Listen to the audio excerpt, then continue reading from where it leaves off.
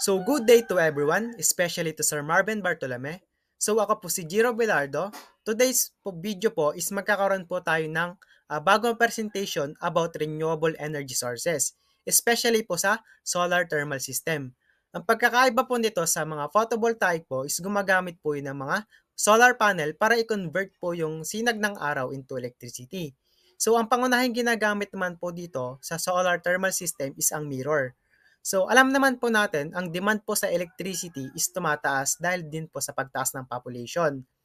So kung ihahambing po natin sa mga fossil fuel katulad po ng coal, langis at mga natural gas, may malaki po itong disadvantage. Nagdudulot po ito ng mga greenhouse gases na sanhi po ng climate change. At limitado lang po ang reserva nito or in the future po, pwede po itong maubos. So ang disadvantage pa po nito is pwede pa pong tumaas ang mga presyo nito at nagiging dahilan ng mga problemang pangkalusugan at pangkapiligiran. So mahalaga po pag-aralan yung mga ganito pong klase ng mga renewable energy sources para po mas efficient po ito kung ihahambing po sa fossil fuel. At alam naman po natin, ang sinag ng araw po ay hindi po nauubos.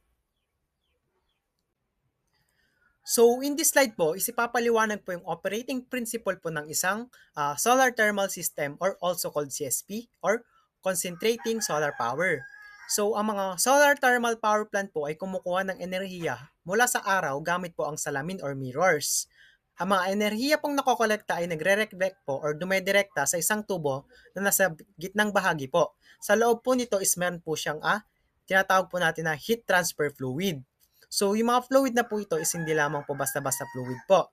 So, sa ganito pong proseso, umiinit po ng husto yung mga fluid po sa loob ng tube na umaabot po sa napakataas na temperatura. Pagkatapos po nito, ang mga fluid na po ito is dedirekta po sa heat exchanger or ililipat po yung init galing sa heat transfer fluid papunta po sa tubig na nagiging superheated steam. Ang mga steam na ito po ay ginagamit upang paikutin po yung mga turbine sa loob po ng mga planta. Kapag umikot na po ang turbine, nagkakaroon po ng mechanical na enerhiya na kalaunan ay kino-convert po ng mga generator into electricity. So sa madaling sabi po,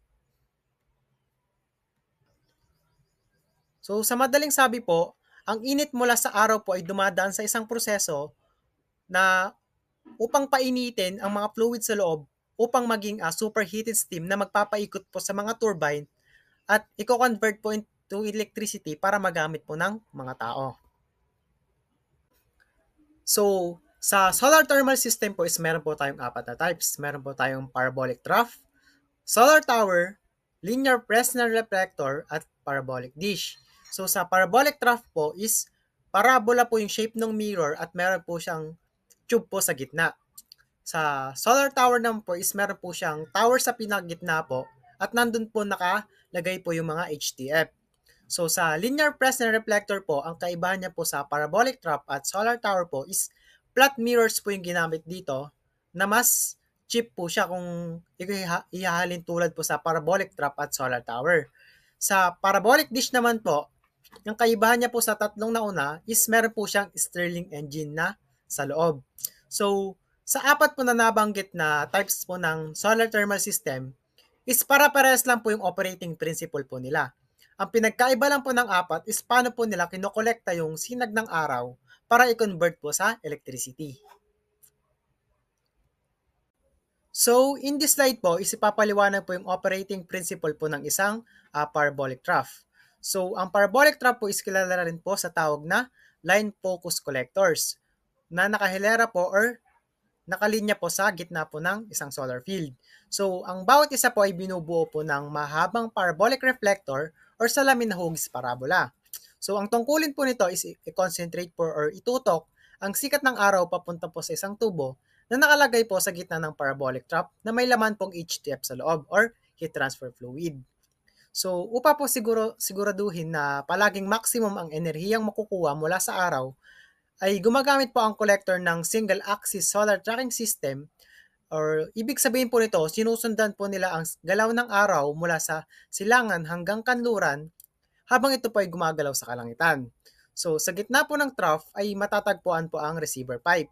So dahil po sa pagtudok po ng mga parabolic shape mirrors po is tumataas po ang init ng araw po sa 30 to 100 times po kung ikukumpara po sa normal intensity. So dahil dito po is maaari pong umabot po yung temperatura po ng mga HTF po sa gitna po ng tube ng umaabot po sa 400 centigrade. So ganyan po yung operating principle po ng isang parabolic trough. So in this slide po, ganito po ang itsura ng parabolic trough po sa malapitan. Meron po siyang parabolic shape mirrors at meron po siyang glass tube sa gitna. So sa glass tube po sa gitna ay meron po yung HTF. So hindi po metal po yung ginagamit dito, glass po. So alam naman po natin ang glass po is may characteristic po siya na kaya niya pong papasukin po yung init sa loob at hindi niya po inaalaw po na makalabas. So sa ganun pong proseso, yung mga HTF po sa loob is umiinit po na umaabot po sa 400 centigrade pataas po. So pagkatapos po yung mga HTF na yan ay pupunta po sa mga heat exchanger na meron pong laman pong tubig sa loob. Correction lang po dun sa sinabi ko sa second slide.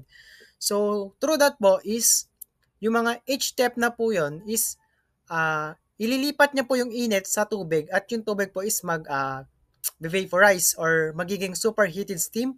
So, kapag ganun po ang nangyari, pag naging superheated steam na po, is mapupunta po siya dun sa mga steam generator at mapapaikot niya po to. At ganun po nag-generate po yung electricity para po magamit po sa mga kabahayan.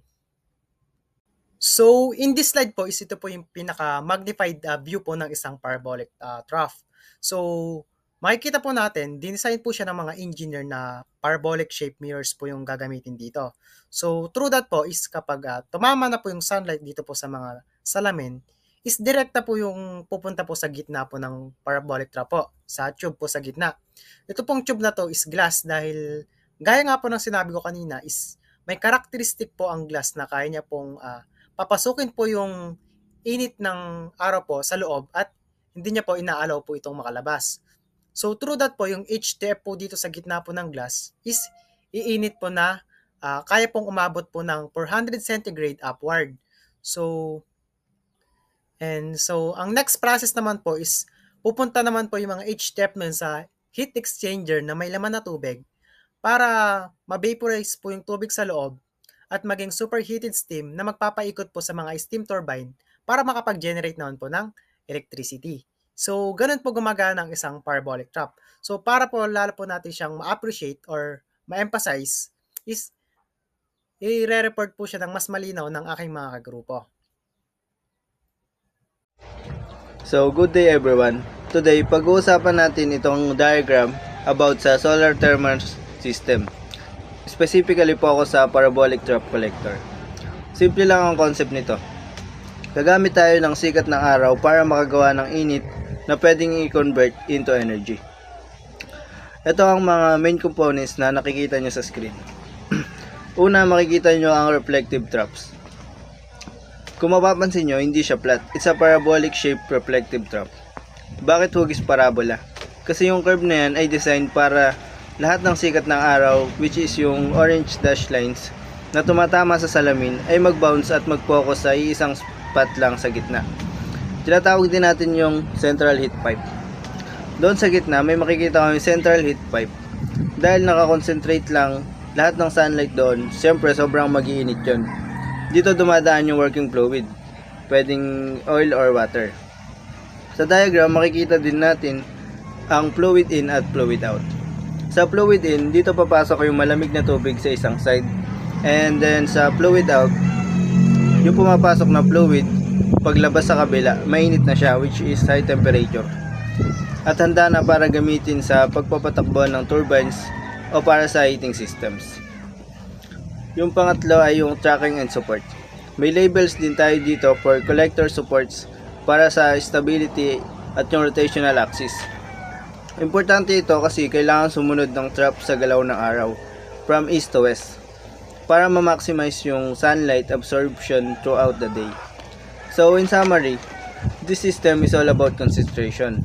Imbes na hayaan lang natin kumalat ang init ng araw, tinitipon natin siya sa isang pipe para makagawa ng usable thermal energy. Napaka-efficient ito for renewable energy projects. Proceed naman tayo dito sa the parabolic trap basic diagram. Dito sa pangalawang diagram, makikita natin ang buong proseso kung paano nagiging kuryente ang init mula sa araw. Isipin nyo ito bilang isang cycle na may 4 na main parts. Yung first is parabolic trap collectors na makikita nyo rito sa kaliwang bahagi. Mayroon tayong ilaran ng mga parabolic traps. Gaya ng diniscuss ko kanina, ang trabaho nito ay tipunin ang sikat ng araw para painitin ang fluid na dumadaloy sa loob. Kapag uminit na ang fluid na ito, dadaloy na ito papunta sa susunod na stage. Yun ay heat exchanger. Ang heat exchanger, yung mainit na fluid na galing sa solar field ay dito mapupunta. Dito din nangyayari ang transfer. Ang init mula sa solar field ay gagamitin para pakuluin ang tubig para maging high pressure steam. Bale, hindi naghahalo ang dalawang fluid, kumbaga nagta-transfer lang. Next is steam turbine at generator. Dito na nangyayari yung paggawa ng kuryente. Yung high pressure steam na nabuo ay dadaan dito sa steam turbine. Dahil sa sobrang lakas ng pressure ng steam, papaikutin nito ang mga blades ng turbine. Dahil ang turbine ay nakakonect sa generator, dito na mabubuo ang kuryente na ipapadala sa mga grid at kabahayan. Next is condenser at cooling tower. Hindi natin pwedeng hayaang mawala lang ang high pressure steam. Pagkatapos dumaan sa turbine, papasok ito sa condenser para palamigin. Sa tulong ng cooling tower, ang steam ay magiging tubig ulit, liquid state. Ibabalik itong tubig sa heat exchanger para pakuluin ulit at tuloy-tuloy lang ang cycle natin. Proceed naman tayo sa slide na ito. Sa slide na to, makikita natin ang tatlong main sections ng isang advanced solar thermal system. Ang solar field, ang thermal energy storage, at ang power block. Iisa-isay natin itong i-discuss. Una ay ang solar field. Gaya nga ng in-explain ko kanina, nandito ang mga parabolic trap collectors. Sila ang taga-collect ng init mula sa araw. Ang fluid dito, madalas ay molten salt, ay iinit habang dumadaan sa mga reflectors. Next is thermal energy storage. Kung mapapansin natin sa diagram kanina, walang nakalagay na storage gaya ng nasa diagram ngayon. So ano nga ba ang mga purpose na to? Yung cold salt tank, makikita mo yung kulay blue dyan. Dito nakastore ang fluid na mababa pa ang temperature. Next, and yung makikita mo rin yung hot salt tank na kulay red. Yung mga mainit na fluid galing sa solar field ay hindi lahat dadaan sa heat exchanger. Yung iba dito ay may store sa hot salt tank. Bakit nga ba ito kailangan? Para kahit lumubog na ang araw or kahit cloudy ganun, may reserva tayong mainit na salt na pwedeng gamitin para ma-produce pa rin ang kuryente. Para itong higanting na chargeable battery, pero heat ang iniimbak. Ito ang isa sa mga advantage ng solar thermal energy. Yung last is yung power block. Nasa kanan makikita natin. Dito na nangyayari ang conversion.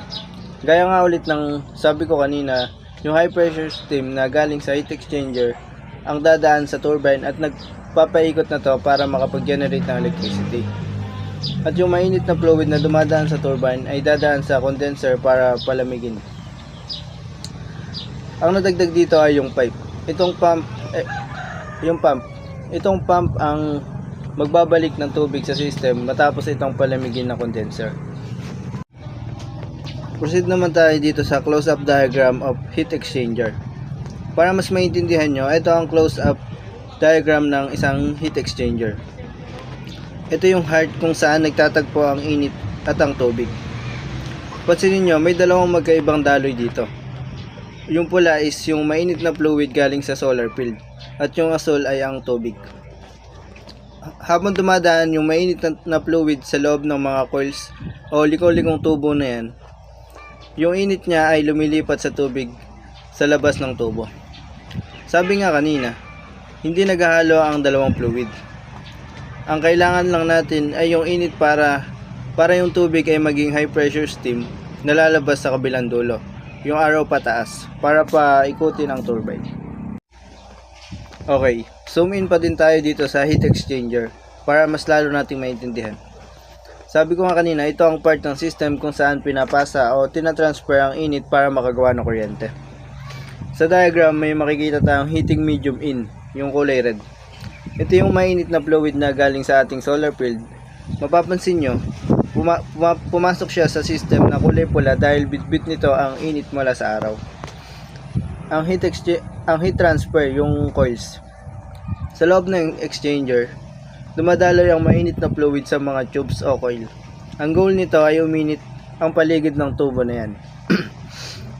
Makikita rin natin ang cold fluid in, yung kulay blue.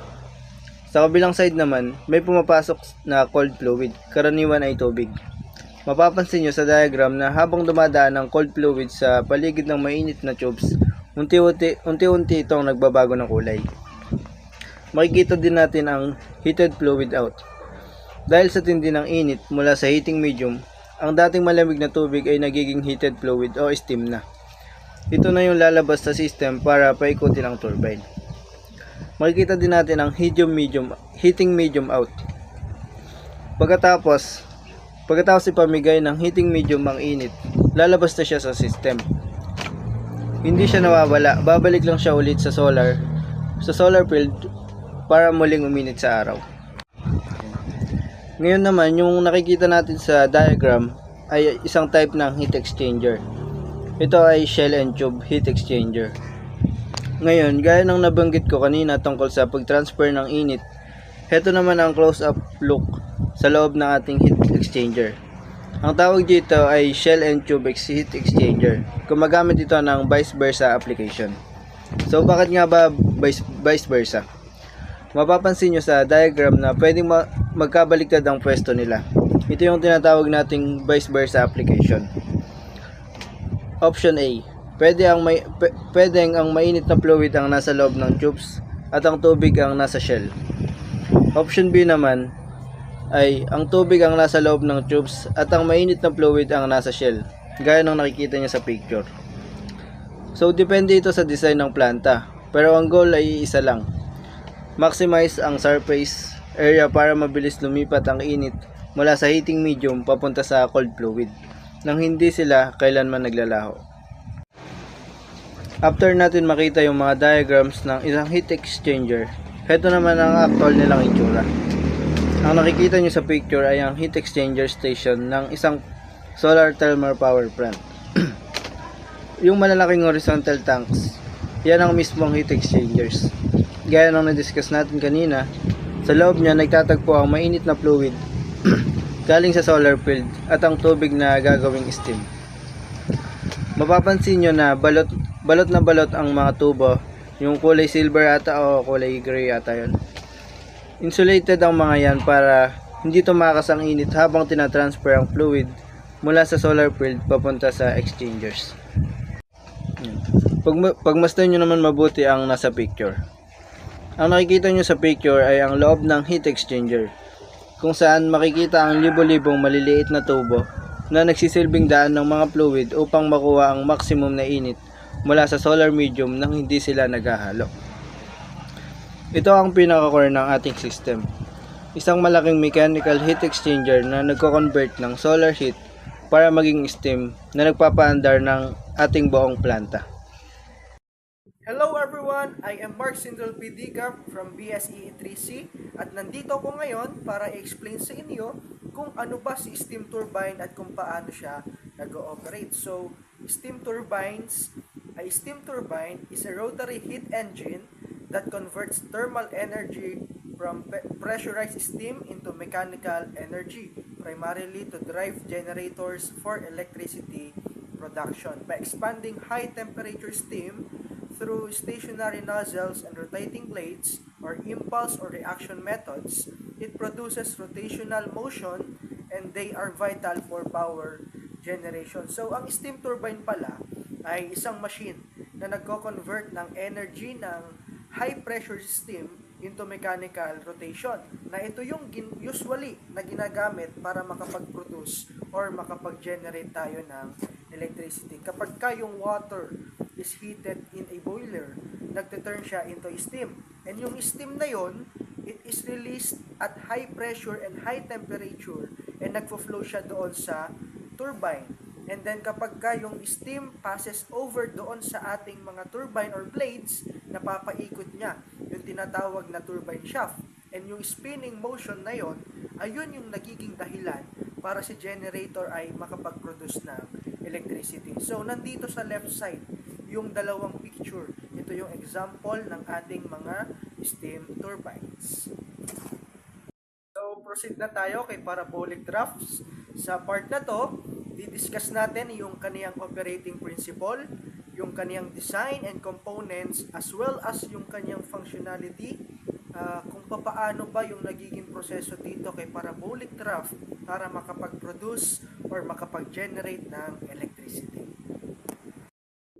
A parabolic draft is a mature concentrated solar power or CSP technology that uses parabolic shaped mirrors to focus direct sunlight onto a receiver tube located at the focal line. These collectors track the sun along a single axis to heat a fluid, usually oil or molten salt, for generating electricity or thermal energy often used in large-scale solar power plants. So, si parabolic draft, isa siyang type ng solar thermal system or the STS na gumagamit ng curved mirror shape like a parabola para makapag-collect and focus sunlight into a tube. Imagine nyo yung long curved mirror shape na parang letter U.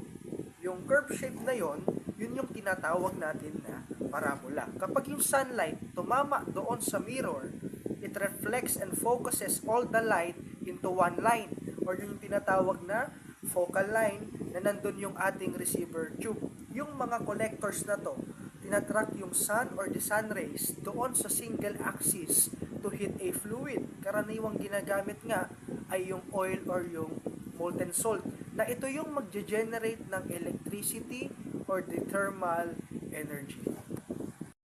So, dito tayo sa design and components ni parabolic draft. Alamin natin kung bakit nga ba parabola yung shape ng mga mirrors ni parabolic draft. So, parabolic drafts consist of long, curved reflective surfaces, often glass or polished metal, in a central receiver tube or the absorber. They are designed in modules with multiple assemblies forming a collector field typically measuring hundreds of meters in length. So, ito yung isa sa pinaka-importante dahil ang parabola ay mayroong special property na lahat ng sinag ng araw na tumama doon sa mirror ay magpo-focus sa iisang linya or yung tinatawag natin na focal line. Kaya mas concentrated yung init at dahil doon mas mataas yung temperature na makukuha. Karaniwan gawa ito sa silver glass or yung polished aluminum. And yung tracking system, hindi lang basta nakapirme yung ating draft, may single axis tracking system ito. Anong ibig sabihin nun? Na meron itong single axis tracking system. Ibig sabihin, umiikot ito from east to west, sinusundan niya yung galaw ng araw para laging maximum yung natatanggap niya na sunlight. And yung structural frame naman, matibay na steel structure yung ginagamit. Kaya kayang tiisin yung hangin at yung init ng araw. Meron itong isang row na minsan 100 meters pataas yung kaniyang haba. Maraming draft yung pinagsasama-sama para makabuo ng malaking solar field. Proceed tayo sa functionality ni parabolic drafts. So, the mirror concentrates sun rays at 30 to 100 times its normal intensity, focusing them on the receiver tube where a heat transfer fluid or the HTF is heated to high temperatures around 400 degrees Celsius, which then creates steam for turbine. So, yung curved mirror ng parabolic draft ay hindi lang ito basta salamin. Dinesign ito o dinesign siya para pagsama-samahin yung mga sinag na nakukuha sa araw o yung sun rays. Pinalalakas niya yung sunlight ng mga 30 hanggang 100 times kumpara sa normal heat. Ibig sabihin, mas nagiging intense yung kaniyang init. Na dahil doon, mas mataas yung napoproduce nito na electricity or thermal energy. And then also sa functionality, this hot fluid goes to heat exchangers where the heat is transferred to water, generating high-pressure superheated steam. This steam then moves a turbine to power a generator and produce electricity. The HTF keeps circulating within the system. The steam is being condensed, which is to be sent back through the heat exchanger. So, lahat ng sinag na yon, tinatamaan yung ating receiver tube na nasa gitna. At dito papasok ang HTF o yung heat transfer fluid. At dahil doon sa concentrated ang sunlight, umiinit ang fluid hanggang mga 400 degree Celsius. Mataas ito. Halos parang industrial furnace level na yung kaniyang init. Yung mainit na fluid, dadalhin sa heat exchanger, papainitin yung tubig at magiging steam. At yung steam, yung magpapaikot doon sa ating turbine. Yung turbine, ito yung magiging cause ng pag-andar ng ating generator. And si generator, magpoproduce na ng kuryente o ng electricity. And then the heat transfer fluid. Heat transfer fluids, or the HTF, are critical components in solar thermal systems that absorb, transport, and store solar heat for domestic use of electricity generation. Common types include water or glycol mixes for lower temperature heating, synthetic oils for parabolic troughs, and molten salts or gases for high temperature concentrated solar power or CSP plants. So, ang heat transfer o HTF ay isang espesyal na liquid na nag-a-absorb at nagdadala ng init doon sa ating solar thermal system. Sa parabolic trough, ito yung umiinit sa receiver tube at naglilipat ng heat papunta sa heat exchanger para makagawa ng steam. May iba't ibang klase ang HTF tulad ng water or glycol, synthetic oil at molten salt. Depende sa temperature na kailangan ng ating system. So, mayroon tayong tanong dito kay heat transfer fluid. Ang question is, why use HTF instead of the direct system in which water is instantly turned into steam by the heat reflected by mirrors in solar thermal system or CSP? Ito ay sasagutin ng susunod na reporter. Ito ang sagot natin sa katanungan na kung bakit mas maganda ang HTF gamitin sa solar thermal. Ang HTF ay nagsisilbing thermal battery sa isang concentrating solar power. Dahil sa taglay nitong mataas na heat capacity na nagbibigay daan upang makapaghawak ito ng matinding init sa loob ng mahabang oras. Sa madaling salita, kapag matindi ang sikat ng araw sa umaga, ang malaking volume ng fluid na ito ay pinapainit ng husto at iimbak sa isang isolated na tangke o tight vessel. Ang nakaimbak na init na ito ay nagsisilbing reserve power na magagamit para mapagpatakbo ng turbine at makagawa ng kuryente kahit maulap ang panahon o kaya ay sa gabi. Kung kailan wala ng sikat ng araw, dahil dito ang HTF ang susi upang maging stable at maaasahan ang supply ng kuryente mula sa solar energy kahit hindi direktang nakatutok ang araw. Dito naman yung mga iba't ibang uri ng heat transfer fluid na ginagamit sa mga concentrating solar power technologies upang kumuha o magkalap ng thermal energy. Ang mga fluid na ito ay kinabibilangan ng air at water na mga karaniwang materyales, pati na rin ang molten salt at synthetic oil na kilala sa kakayahang mag-imbak ng napakataas na temperatura para sa mas matagal na paggawa ng kuryente. Kasama rin sa listahan ang mga glycol-based at glycerol-based fluid na madalas gamitin sa mga sistemang kailangan ng protection laban sa pagkakabuo ng yelo o freezing sa mga malalamig na panahon. Dito naman yung mga batayan natin sa pagpili ng heat transfer fluid. Sa pagpili ng tamang fluid para sa isang solar thermal power plant, isinasaalang-alang ang mga sumusunod na katangian. One is operating temperature, kung gaano kainit ang kayang tiisin ng fluid. Second is life cycle, itatagal ng fluid bago ito kailangan palitan. Third one is heat transfer capabilities, gaano kabilis at kaepektibo ito nakakapaglipat ng init. The fourth one is heat storage aspect. Kakayanin nitong mag-imbak ng init. Overall at cost, kaligtasan sa paggamit at ang presyo nito. Dito naman tayo note. Molten salt versus synthetic oil. Ayon sa pag-aaral, mas maganda ang performance ng molten salt kaysa sa synthetic oil sa mga parabolic trap system. Ang molten salt ay kayang uminit hanggang 550 degrees Celsius. Ang synthetic oil naman, kadalasan hanggang 400 degrees Celsius lang o mas mababa pa lamang ang naaabot. Dahil sa mas mataas na temperatura ng molten salt, mas nagiging epektibo ang paggawa ng kuryente sa planta. Dito naman tayo sa solar tower. Para mas madaling intindihin, isipin natin ang solar tower ay parang isang dambuhalang magnifying glass na ginagamit para magpakulo ng tubig. Ito ay may mga sun tracking mirrors at kung tawagin ay heliostat.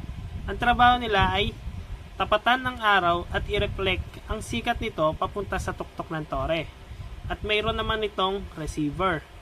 Dahil lahat ng salamin ay nakatutok sa iisang spot sa tuktok ng tower, nagiging sobrang init doon.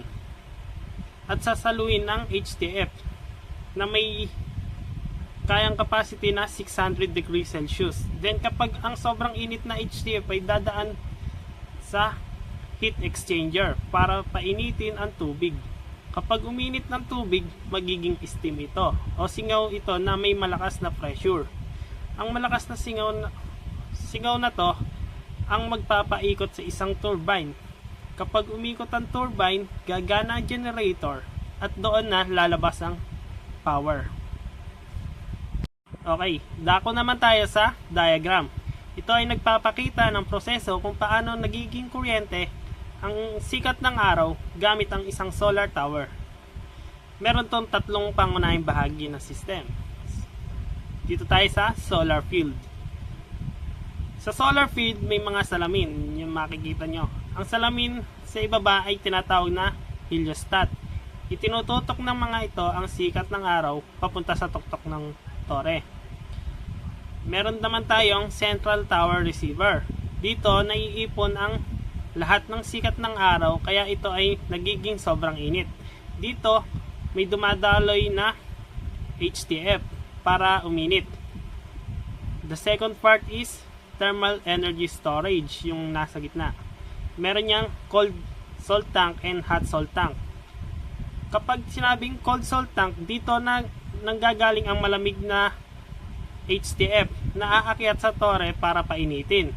Sa hot salt tank naman, kapag mainit na ang salt galing sa tower, iniimbak mo ito rito.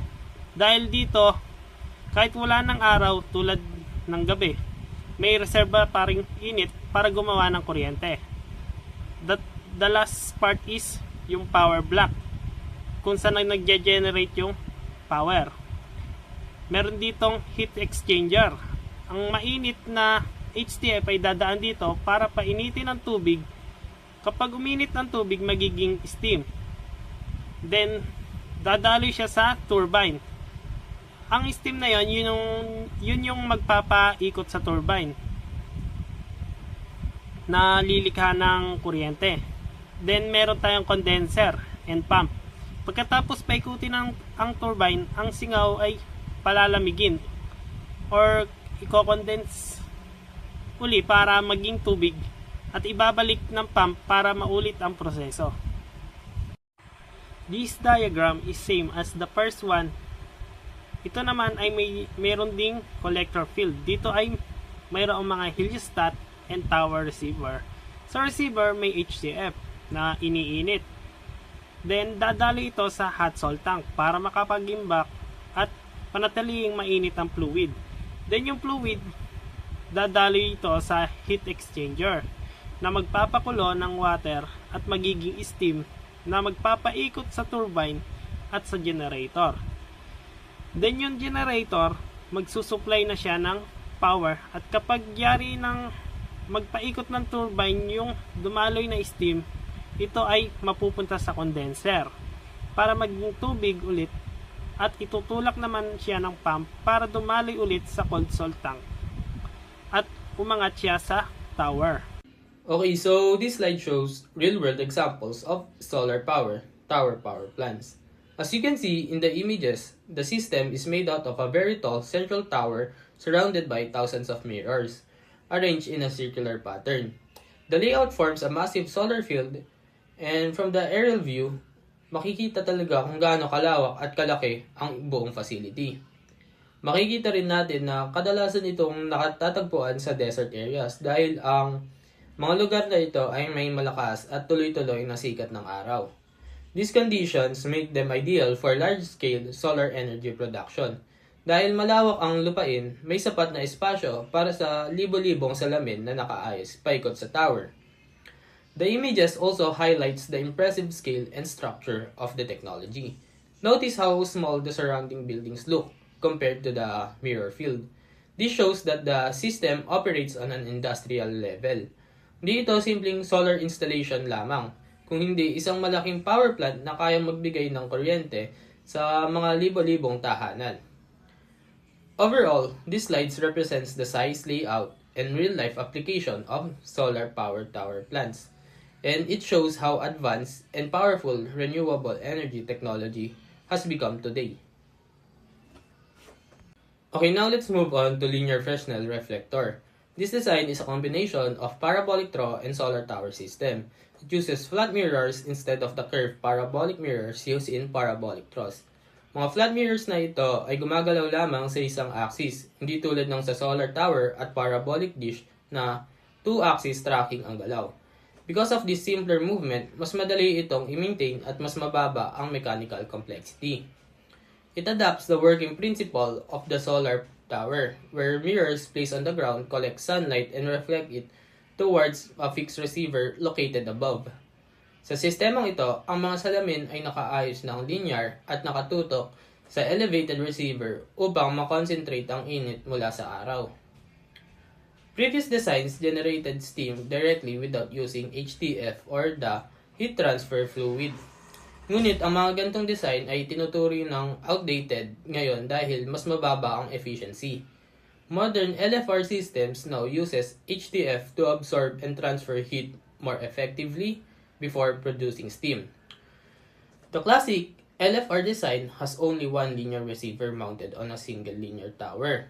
Ngunit para mapataas ang optical efficiency at mas maging efficient ang paggamit ng lupa, an improved design called Compact Linear Fresnel Reflector or the CLFR was developed. Sa CLFR, multiple receivers ang ginagamit sa bawat set ng mirrors. Ang mga adjacent mirrors ay may iba't ibang inclination upang matarget ang iba't ibang receivers, resulting in a better overall performance. Okay, so flat mirrors are used in this design, which makes it cheaper and easier to manufacture compared to curved parabolic mirrors. Ang paggamit ng flat mirrors ay nagpapababa rin ng mechanical complexity at maintenance requirements. One big disadvantage of this design is the shading effect from adjacent mirrors. Kapag mayroong shadow sa isang mirror, nababawasan ang amount of sunlight na natatanggap ng receiver. This problem can only be solved by using more ground space to separate the mirrors, ngunit ito ay naglalagay ng additional cost sa proyekto. And another limitation is that very high temperature are not produced compared to a parabolic draw or a solar tower. Dahil dito, the overall efficiency of the system is lower, making it less powerful in terms of energy output. Overall, this design is cost-effective and simple, pero may trade-offs sa efficiency at sa space requirements na kailangan para ma-optimize ang performance. Okay, so on this diagram, we can see how the linear Fresnel reflector works. At the bottom of the image, there are several long flat mirrors arranged in rows. These mirrors are called reflectors. Their function is to track the sun and reflect sunlight upward instead of absorbing it. On the right side, we can see the sun labeled as light. with orange line showing the path of the sunlight. When the sunlight hits the mirrors, it is reflected towards the absorber tube, located above the mirrors. The absorber tube is positioned at a fixed height and is where the concentrated solar energy is collected. Inside this tube, a fluid such as water or thermal oil is heated by the focused sunlight. There is also a secondary reflector placed above the absorber tube.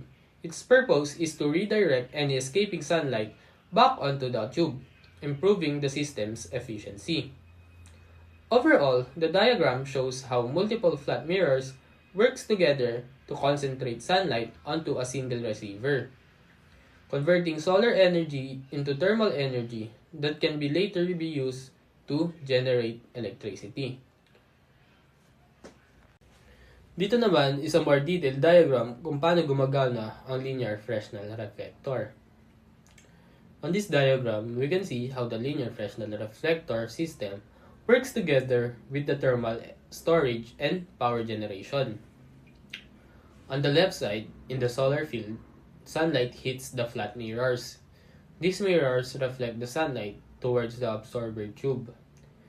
Inside the absorber tube, a heat transfer fluid is heated as it absorbs the concentrated solar energy. The hot fluid then flows to the thermal storage section. Here, the heat is stored in a hot storage tank. There is also a cold storage tank, which holds the cooler fluid before it is reheated. This storage system allows the power plant to continue producing electricity even when there is little or no sunlight at all. Next, in the power unit section, the hot fluid is used in a steam generator to produce steam. The steam drives a turbine, which is connected to a generator that produces electricity. After passing through the turbine, the steam goes to the condenser, where it is cooled down with the help of a cooling tower. The cooled fluid is then recirculated back into the system to be heated again. Overall, the diagram shows the complete process from capturing solar energy to storing heat and finally generating electricity in continuous cycle. Ito naman ay ang mga example ng actual na linear Fresnel reflector. Makikita natin ang different parts nito tulad na lang ng flat mirrors, yung secondary reflector na mas nakikita sa image sa left side, at yung absorber tube. On this diagram, we can see how the compact linear Fresnel reflector works. At the bottom, several narrow mirrors are placed together in rows. Each mirror is angled differently, so it can reflect sunlight towards a specific receiver above. The yellow lines in the image show how the sunlight is redirected upward after hitting the mirrors. Instead of using only one receiver, this compact design uses two receivers positioned at the top. Some mirrors send reflected light to the left receiver, while the others redirect it to the right. This arrangement allows the system to capture more sunlight within a smaller land area. Because the mirrors are tightly spaced, the system reduces gaps between reflectors and make better use of available space. The receivers then absorbs the concentrated solar energy, heating a working fluid inside the tubes. This heated fluid can later be used to produce steam and generate electricity. This diagram highlights how the compact layout improves the land efficiency when still applying the same concentrating solar power principle. So dito naman, sa slide na ito, makikita ang actual at design ng isang compact linear Fresnel reflector. Kung saan, same concept siya ng pag-collect ng heat from the sun, pero yung mga mirrors niya ay naka-angle para sa efficiency. Next ay ang parabolic dish. Ito ay binubuo ng maraming patag na salamin na pinagsama-sama upang makabuo ng isang malaking parabolic dish o hugis migang antena. Ang dish na ito ay nakakabit sa isang motor at sensor na sumusubaybay sa galaw ng araw gamit ang dual axis tracking. Ibig sabihin ay kaya nitong gumalaw pakaliwa pa kanan at pataas pababa upang laging nakatutok sa araw. Kapag tinamaan ng sikat ng araw ang mga salamin, kinukolekta at pinagtitipon-tipon nito ang enerhiya papunta sa isang bahagi na tinatawag na Power Conversion Unit o PCU, na matatagpuan sa focal point o sentrong tagpuan ng liwanag. Ang PCU ay pangunahing binubuo ng thermal receiver at Stirling engine. Ang thermal receiver ay isang uri ng heat exchanger na tumatanggap ng matinding init mula sa araw at inililipat ito sa Stirling engine. Dahil sa init na ito, ang Stirling engine ay gumagawa ng reciprocating motion o pabalik-balik na galaw. Ang galaw na ito ang magpapaikot sa isang electric generator na siyang lumilikha ng kuryente. Mas mahusay yung mag-concentrate ng sikat ng araw ang parabolic dish kumpara sa parabolic troughs. Ang likidong dumadaloy sa loob nito ay maaaring umabot sa temperaturang higit sa 750 degrees Celsius.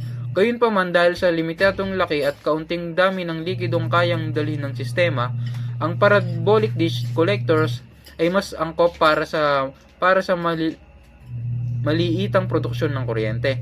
Karaniwan hanggang ilang kilowatt lamang. Sa kabuuan, ito ay isang makabagong teknolohiya na gumagamit ng enerhiya upang makalikha ng malinis at episyenteng kuryente sa maliit na saklaw.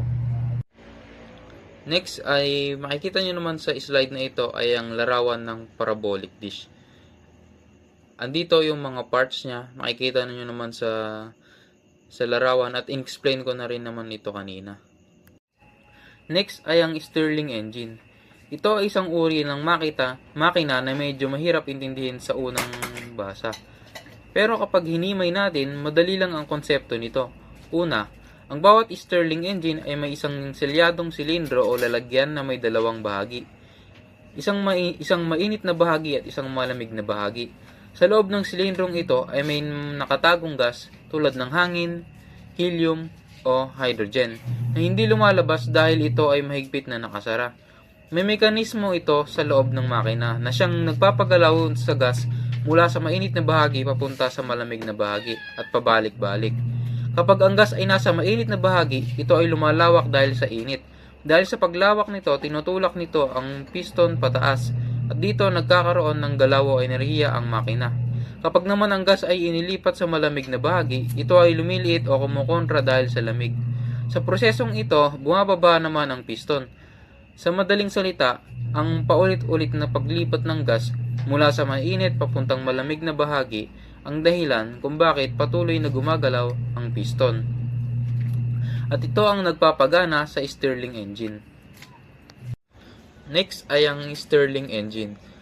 Sa slide na ito, makikita nyo naman ang larawan ng Stirling engine.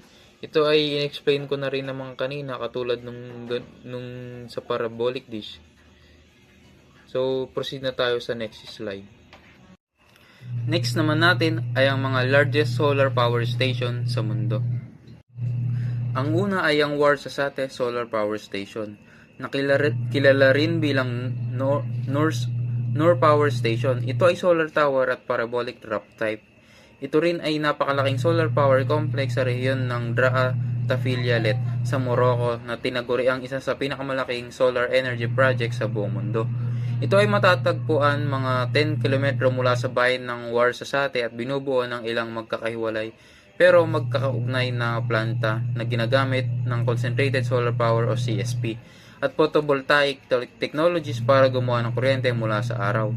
Ang proyekto ay simulan noong 2013 at unang yugto ang NOR-1 ay nagsimulang magbigay ng kuryente noong Pebrero 2016. Sa kabuuan, ang complex ay may kapasidad na halos 510 megawatts, sapat upang magbigay ng elektrisidad sa daang-daang libong bahay at makatulong sa pagbawas ng paggamit ng fossil fuels at carbon emissions. Hindi tulad ng ordinaryong solar panels, ginagamit ng mga planta sa Warsasate ang libo-libo ng mga mirror o reflectors sa tinatawag na heliostats at parabolic troughs. Ang mga ito ay nagko-concentrate ng sinag ng araw para mag-init ng espesyal na likido, kadalasan ay ang molten salt. Ang init na ito ay ginagamit para mag-produce ng steam na umiikot sa turbines at nagpapagana ng mga generator para gumawa ng kuryente. Ang biyahe ng init sa molten salt storage ay nagpapahintulot din sa planta na makapag-produce ng elektrisidad kahit na lumubog na ang araw. Next naman natin ay ang Ibanpa Solar Power Facility o mas kilala sa buong mundo na pangalan na Ibanpa Solar Electric Generating System. Ito ay isang malaking solar thermal power plant na matatagpuan sa Mojave Desert sa California, United States. Ito ay isang uri ng energy plant na gumagamit ng concentrated solar power or CSP kung saan mahigit 170,000 mga malalaking salamin o heliostats ang nagre-reflect ng araw papunta sa tatlong mataas na tore. At doon napapainit ang tubig para mag-produce ng steam na nagpapagalaw ng turbines at gumagawa ng kuryente.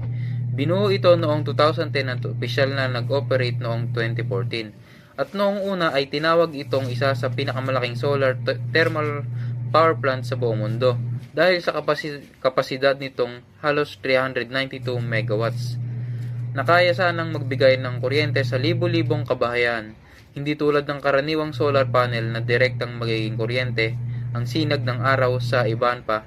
Sa Ibanpa ang araw ay ginagawa munang init para paandarin ng steam turbines. Gayunpaman dahil sa mga technical at pang-ekonomiyang dahilan, pati na rin ang pag-usbong ng mas mura at mas epektibong solar panel technology, ang planta ay nagkaproblema sa pagiging cost efficient at nakaresulta sa plano nitong pagsara sa 2026.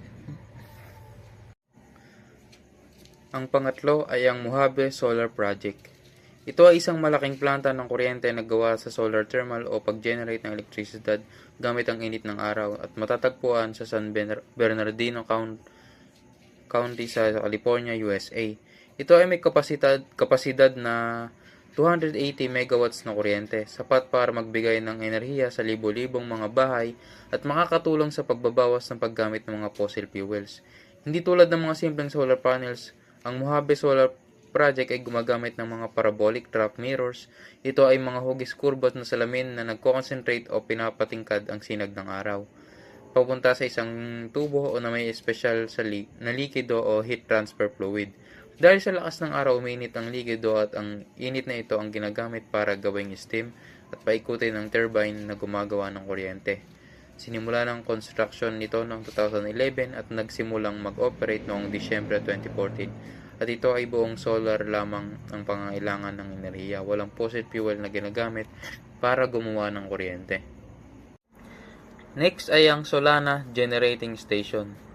Ito ay isang malaking solar power plant o planta ng kuryente na gumagamit din ng init ng araw para gumawa ng elektrisidad at matatagpuan malapit sa Gila Bend sa Arizona, United States. Makikita mo sa video na ito ay isa sa pinakamalaking solar thermal plants sa mundo at gumagana ito sa pamamagitan ng parabolic trap technology. Ang Solana Generating Station ay may kapasidad na makagawa ng humigit kumulang 280 megawatts ng kuryente. Sapat ito para mag-supply sa libo-libong bahay at bawasan ng emisyon ng carbon dioxide na makatutulong sa malinis na enerhiya at pagkontrol ng polusyon. Next, ang Genesis Solar Energy Project. Ito rin ay isang malaking solar thermal power plant o planta ng kuryente na gumagamit din ng init mula sa araw para gumawa ng elektrisidad. Ito ay matatagpuan sa Riverside County sa California, USA, sa isang disyerto na malapit sa lungsod ng Blythe. At pag-aari ito na pinatatakbo ng kumpanya na Next Era Energy Resources. Ang planta ay may kabuuang kapasidad na 250 megawatts ng kuryente, kung saan ito ay binubuo ng dalawang bahagi na may tig 125 bawat isa. At nagsimula itong mag-operate noong 2013 at 2014. Ito ay gumagamit ng parabolic trap technology kung saan maraming kubadong salamin ang sumusunod sa araw para i-focus ang sinag nito sa mga tubo ng espesyal na likido. Katulad lang din siya ng mga ibang solar power station. Next ay ang Solaben Solar Power Station. Ito rin na isang malaking solar energy project o planta ng kuryente sa Extremadura, Spain na gumagamit ng teknolohiyang Concentrated Solar Power o CSP. Ibig sabihin, maraming malalaking mirrors o salamin ang sumusunod sa araw para i-focus ang init nito at gawing kuryente ang thermal energy na nakokolekta. Ang Solaben ay isang serye ng solar plants tulad ng Solaben 1 na may nominal na kapasidad ng mga 50 megawatts ng kuryente. At gawa ito ng kumpanya ng Abengoa gamit ang tinatawag na parabolic trap system kung saan ang init ng araw ay pinapainit ang isang espesyal na likido para gumawa ng steam at ito naman ang nagpapaikot ng mga turbine para gumawa ng kuryente. Nagsimula ito mag-operate noong 2012. Next ay ang pinakamalaking solar power station sa buong mundo. Ito ay ang Mohammed bin Rashid Al Maktoum Solar Power Park Phase 4. Next is ang Mohammed bin Rashid Al Maktoum Solar Power Park Phase 4. Ito ay ang pinakamalaking solar energy project o planta ng kuryente sa buong mundo na matatagpuan sa Dubai, United Arab Emirates at bahagi ito ng mas malaking solar park. Sa Phase 4 mismo, ang planta ay may kabuuang kapasidad na 950 megawatts na kuryente na nagmumula sa kombinasyon ng solar photovoltaic panels at concentrated solar power or CSP technology. Ibig sabihin may malaking solar panels para direktang kunin ang liwanag ng araw at gawing kuryente at may mga malaking mirrors at isang mataas na solar tower na ginagamit ang init ng araw para gawing steam na nagpapaikot ng mga turbine at gumawa ng kuryente. Ang phase na ito ay mahalaga dahil mayroon itong thermal energy storage capacity na humigit kumulang 15 hours. Kaya kahit pagkatapos ng paglubog ng araw ay kayang magbigay ng kuryente mula sa nakaimbak na init. Sa madaling salita, hindi lang ito gumagana sa araw, pwede ito mag-supply ng kuryente kahit gabi.